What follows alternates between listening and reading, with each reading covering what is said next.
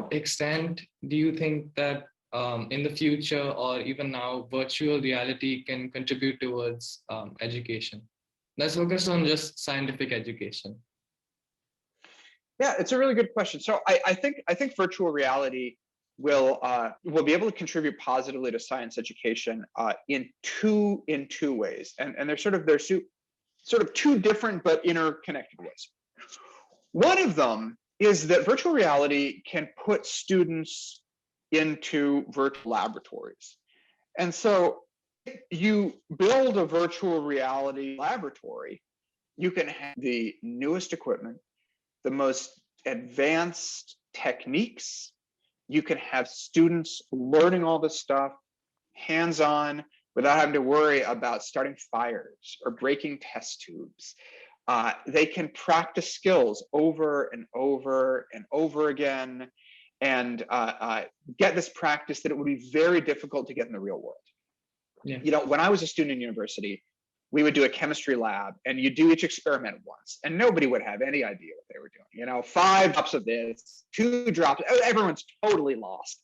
And you get to the end of it and, you know, your tube turns red and you say, oh, I did it right. But nobody has any idea what they're doing. And, you know, with virtual reality, you know, you can practice things over and over again. You can stop the experiment at various times. And then you can sort of like dive in to the micro world, maybe show what's happening in that test tube, and help reinforce what the student is actually doing, explain why, be able to pause, zoom into the atoms, zoom back, and so forth.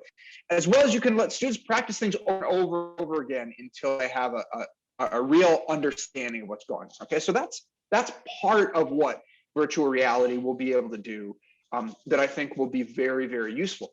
You know, I was tremendously lucky that I could go to a few universities that had really good resources and great teaching laboratories and stuff like that.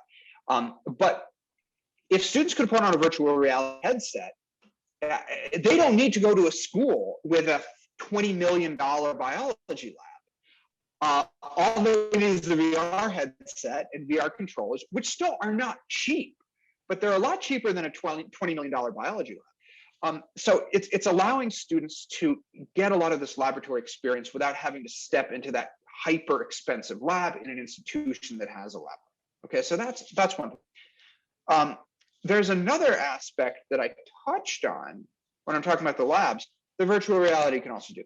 And that's that it can show us aspects of what this microscopic world looks like. And something that could be very useful for virtual reality is sort of what I try to do with my Cellscape project. Being able to shrink students down and let them look around inside things like the cell, be able to watch DNA processes and things like that. So they can just look around. They can see them, they can understand how they work the same way that a student would, you know, understand how a city works if they just stood on a city corner for a couple hours, just watched things moving around and so forth. So that's something that I think is like, you know, tremendously useful and tremendously exciting. Letting students see and interact with these processes that are millions and millions and millions of times smaller than they could ever see or ever interact with, and so forth. So I'm hopeful about that. But I said earlier, you know, that my Cellscape project that I did a couple years ago was a challenging one because VR equipment is not yet widely available. And so before either of these two realities can happen, we need to have a place where VR headsets, VR systems, controllers are much more widely available and used. Yeah.